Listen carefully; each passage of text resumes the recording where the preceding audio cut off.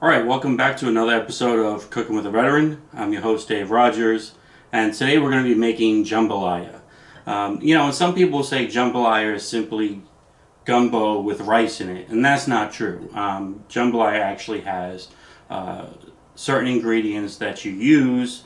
You have your sausage, and this is not kielbasa, okay? This is Chinchero sausage. All right, it's like a Polish spicy sausage, and the difference is you can see the fat in there. I have my shrimp, I have my okra, I have some onions, I have my rice, 2 cups of rice, 4 cups of my homemade broth, I have my hot peppers, I have my garlic, I have my ginger, I have some butter. So I like to do something a little bit different when I'm cooking my sausage. I'm going to cook it in a pan so you can see where I'm going with this. But I'm adding some leek, a little fennel root, and a little bit of lemongrass to give that sausage a nice flavor within the gumbo itself. And remember, whatever roots or vegetables that you use for seasoning, that's your choice. All right. I also have my homemade Cajon seasoning right here, which is a mixture of some red pepper, some paprika, some adobo, some salt, and a few other things that I put in here to mix it together to make a nice Cajon seasoning. And again, how much or how little you put of any of this is going to be on you. So let's get started. Alright, so in a heated pan, I'm going to put some olive oil. I'm going to throw in a 1/4 stick of my Irish butter, and I'm going to get that going. I'm going to add in some of my red onions and my mixture for my seasoning. And again, I don't want to cook this all the way through. I just want to cook it until the onions are a little translucent. Now that my onions are halfway done, I'm going to go ahead and put in my hot peppers. I'm going to mix this around, and I'm going to let it cook until the peppers are a little soft. Alright, so my onions and peppers are cooking along nicely, and I'm going to go ahead and add in my sausage. And the reason I'm cooking in this pan and not the pot is I want to make sure that the sausage cooks through on both sides. You know, sometimes when you put it in a taller pot, you can't always see if all the sausage is cooking through. Alright, so I'm going to let that sit in there, and I'm going to let that cook for about 5 minutes. The sausage has been cooking for about 5 minutes. It's coming along nicely. You see it's getting a little bit of a sear on it. Okay, you don't want to overcook it, but that little bit of sear is nice. I'm going to go ahead and I'm going to take out my lemongrass, because like I said, that was just for flavoring. I'm not going to cook it all the way through.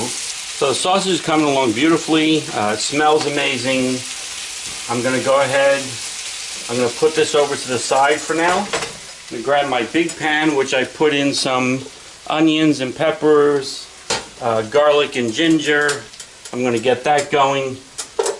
Now that this pot is going, I'm going to go ahead and transfer in my sausage. And like I said, you don't have to cook the sausage in a separate pot. You can cook it in your one pot, that's fine. I just wanted to make sure that I cooked it halfway through on both sides. Now that the sausage is going, I'm going to go ahead and add 4 cups of broth. That's my homemade broth. And I'm going to add in my okra. And it's really not jambalaya if you don't have okra. I understand not every area can get it, but if you can, definitely use okra. And I actually have a funny story about okra. Before I joined the Army, I was down in North Carolina with a family that I knew, and the farmer had asked me if I would go out and pick some okra to make money. I said sure. It was 110 degrees outside, and I was wearing short sleeve shirts, and I was wearing just regular sneakers, and I wasn't covered up totally. And he said to me, "You're going to regret it." And I'm like, "No, it's so hot outside, I don't want to okra has like these little bristles, and my arms looked like I had poison ivy and poison oak all up and down it. Looked really bad, and it hurt for weeks on end. So if you're ever going to go out and pick okra, make sure that you're covered from head to toe. Now that I got my sausage and my okra going, I'm going to go ahead and I'm going to add in my Cajon seasoning, and I'm going to mix that in really well, and I'm going to bring that to a boil and let it cook for about 10 minutes. So my jambalaya has been cooking for about 10 minutes, boiling. I'm going to go ahead, I'm going to add in my 2 cups of rice at this time. And the reason I'm adding the rice first is if you put it on top, it may not cook as well. I want to make sure that it gets in there. And now I'm going to go ahead and I'm going to put in my shrimp. And you notice I'm not just pouring them in there. I don't want the water to splash up. And I also want to make sure that I don't put too much. Now that I got my shrimp in, I'm going to go ahead and I'm going to mix it up again. Get some of that shrimp in there so it'll cook up nicely. Alright, it looks beautiful so far. I'm going to lower the heat to a medium, and I'm going to let that cook for an hour and 20 minutes. Now that I've put in the frozen shrimp, I usually like to use fresh, but I had to get frozen. And I put the rice in. I'm going to go ahead and I'm going to bring this back to a boil. And once it comes to a boil, I'm going to put it on medium and let it cook for 25 minutes. Alright, so the jambalaya is done. It looks amazing.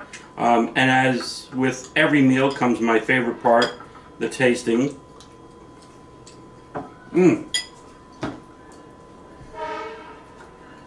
has a nice kick to it, but not overpowering. It's delicious.